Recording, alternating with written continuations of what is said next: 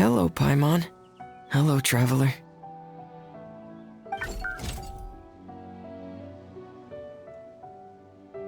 Is the crown ready? Yes, we're just waiting for Zuria now. She hasn't arrived yet. Then let's wait for her a little while. Or actually, maybe we can go find her. It's not too far from here anyway. Didn't she say she just lives on the hill over there? Hey, traveler, Paimon. Oh, and speaking of... Found you two at long last. I'm so glad that you both are all right. Huh? Why are you here, Miss Delaroche? And what could have happened to us? What could have happened? That water imp Thelxie, of course. After I gave you that commission the other day, I began to get worried and went asking about the boy that went missing. Oh, that? We've got it all figured out now. The boy you heard about was just Fremine. Even the missing fish was his fault. Don't worry, we'll help you get the fish back as soon as we're done with this job. Oh, sorry about that.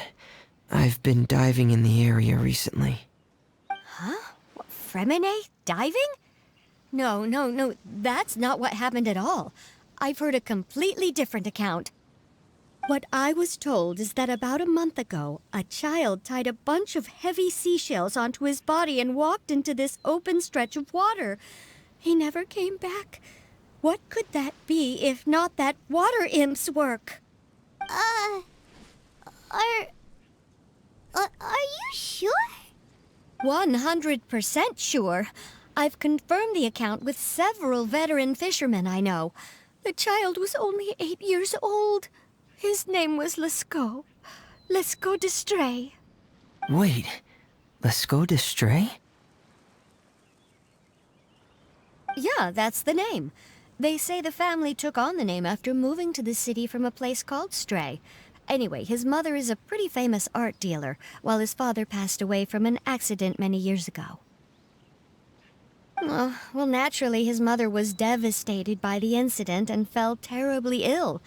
It's said that she left the court of Fontaine, and no one knows where she's gone. It can't be, right? Lescaut d'Estray? Zuria d'Estray?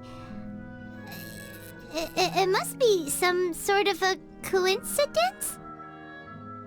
I'm sorry, miss. We've got to go check on something right now. Oh, I see. Well, you go on ahead. I just came to make sure that you're both all right. I'll head back then. Please remember to take care.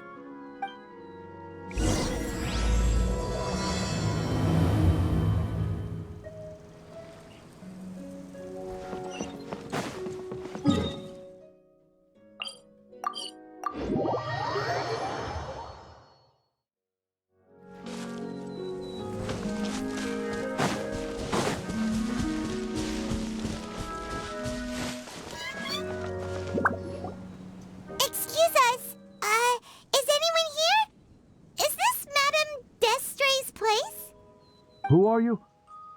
I have a patient here who needs quiet bed rest. Please leave us be unless you have anything urgent to report. This is the residence of Zuria d'Estray, and I'm Jala Khan, her family doctor. What did you mean by your question just now? Who else could be my patient? Your patient should be Zuria's son, right? She told us herself that her son had contracted loneliness syndrome. No, you're right. Young Master Lescaut did have that illness once upon a time, but well, the young master's no longer with us. And now the Madame has come down with the same illness. Are you her friends, by any chance? Oh, so when she had requested time to go out over the past few days, it was so she could spend them with you. So, if I'm understanding this right, the one who's suffering from uncontrollable delusions is the Madame herself? She believes her son is still alive? That is correct. When the young master disappeared, she was organizing an art exhibit that she had specifically prepared for him. But since she had to leave the house, she was unable to see her son one last time. That might have been the trigger for her regret. Or perhaps the family's fall into loneliness and grief was inevitable as soon as the old master passed away. First the son, and then the mother. But how could that be? She really looked like she had a handle on everything. Her smile was so lovely, and she even told us to stay optimistic. But you're saying she... Those actions are proof that she can no longer differentiate between fantasy and reality. Then all the other things that she told us about her son, were those fake too? No, those were all real. Although they were all things that happened before the young master left us for good. Madame's time has just never moved forward since his passing. I see. So after her son left, she created a fantasy world where her son was still with her. She was looking for a way to cure his illness when she ran into us.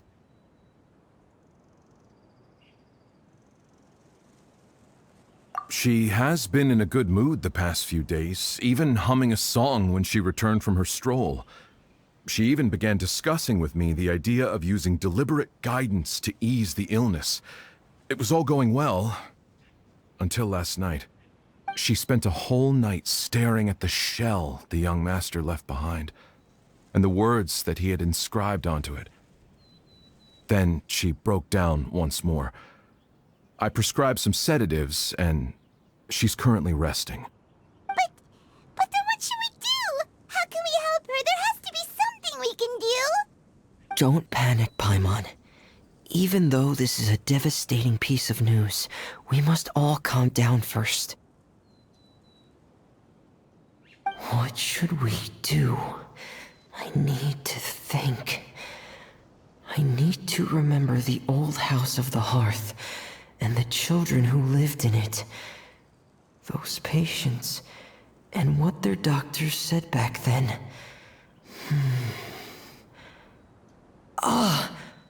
What if... Dr. Jalacan, have you seen a picture book? The Madame should have brought it back with her. Are you thinking about trying the guidance therapy she talked to me about before? It's worth a shot. I'll go get the book. Yes, this is it. That's right. If what Dr. Jalacan said was true, the past few days have been very helpful to Zuria, so we should complete this journey. We need to show her that her child has found a happy ending in the world of her dreams. But wouldn't that just make it harder for her to accept reality? One must first face reality before accepting it. The Madame has been crushed by her feelings of grief and can no longer bring herself to face reality. Our first priority would be to get her out of this state. Right. Before today, I had thought she wanted to use Thelxie's fantastic adventures to save her son.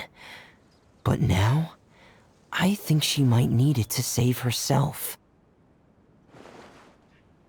And if we could complete it, we should be able to give her some feeling of inspiration and closure. Maybe those feelings would be enough to give her some courage to face reality again. There's no time to waste. Let's set off right away.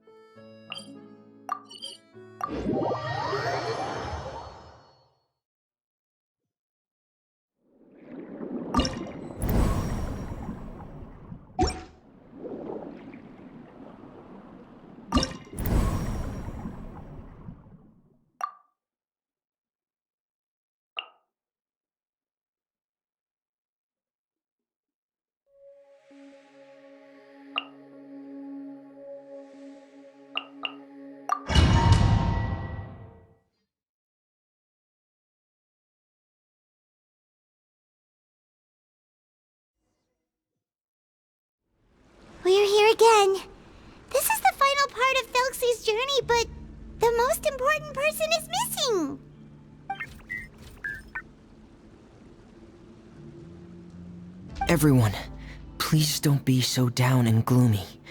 Remember what she told us? If we were to feel troubled, the patient would become anxious as well. You're right.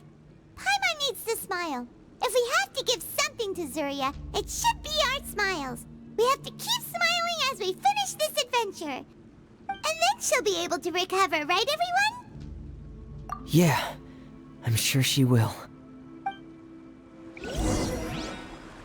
Oh! Be careful, brave adventurers! Here come the evil monsters that stole the crown! There! Let me see Cyclops! Let's beat them up! Watch out, everyone! They're coming at us again! There's no need to fear! Prince Thelxie looks stronger than ever today! He must be going all out! Rain Cutter! Going under! Getting gear! Frost is coming! Oh, this is the final enemy, right? We'll reclaim the crown for you now, Your Highness! He's missed! I'm right hand! Let me weave you a verse. Torn to oblivion! Illusion shattered!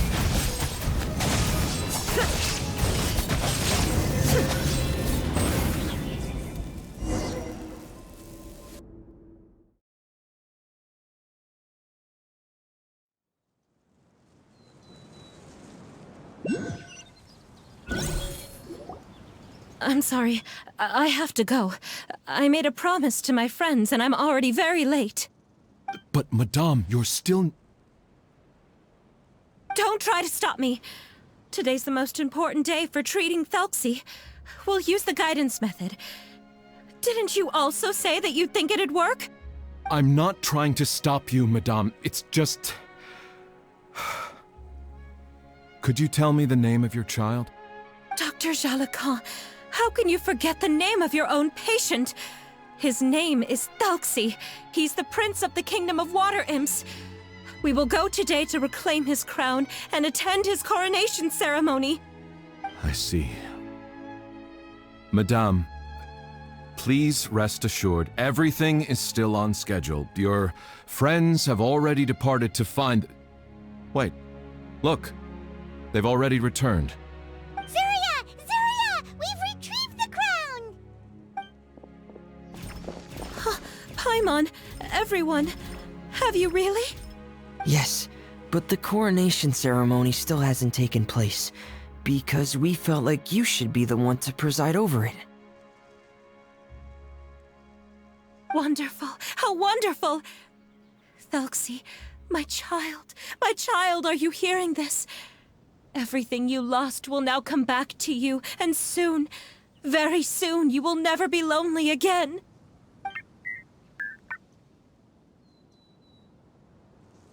And the last page of the picture book. It's still waiting for you to illustrate in color. Right, the picture book. But I don't know what I should put on the last page. Don't worry, Thelxie and his friends all know what should go on it. Get ready, Zuria. We'll describe everything for you. Okay.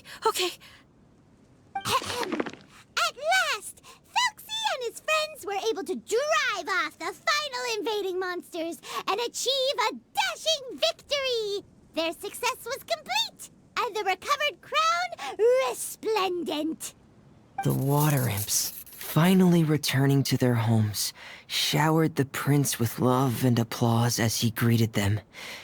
They once again offered their precious shells to the prince and reconstructed the rainbow bridge of old. As he watched the scene unfold, the prince could not help but be touched by its beauty. Moved by everyone's happiness, the prince stepped onto the rainbow bridge and took a good look at all the friends who had gone on the journey with him. There stood the traveler, Goddess Paimon, Fremine, and... Huh? Where's the last person? The prince looked frantically around, but could not find the person he wanted to see most. At that moment, The person suddenly appeared on the other side of the bridge. She walked towards him with a smile and slowly lifted her veil. The prince could not hold back his tears. He recognized then that the mysterious person that had been by his side the whole time was none other than his mother. Surya walked across the bridge and placed the crown above the prince's head.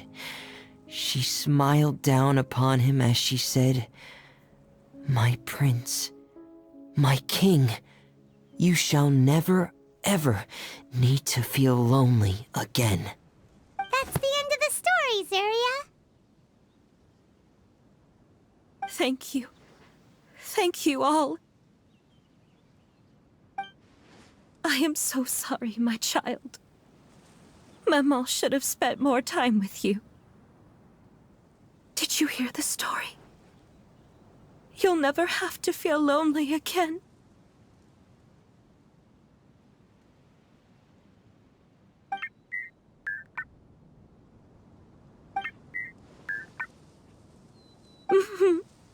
Maman loves you too. What's happening? Is Surya talking to Thelxie? Quick, put on my diving helmet. There's a transcription module in it that's compatible with Thelxie's output signals. You should be able to use it to understand what Thelxie's saying.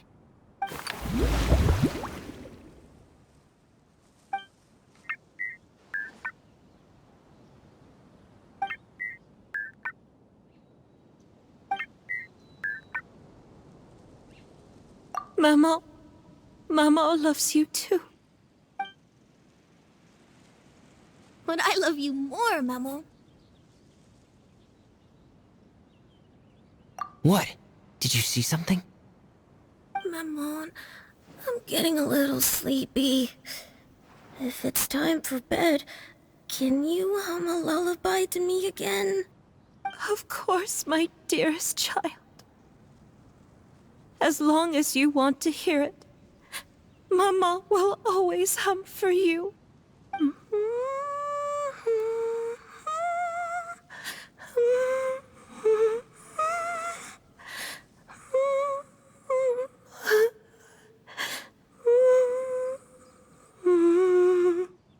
Thank you, Maman. Your lullaby has always been my favorite. Now that I've heard it, I can return to my dream and to the kingdom of water imps in peace. My poor darling. Please don't forget. I will always love you.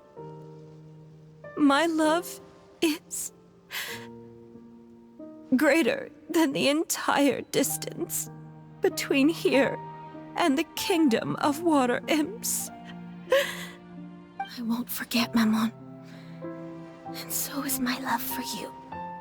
Greater than the entire distance between here and the kingdom of water imps. Good night, Maman.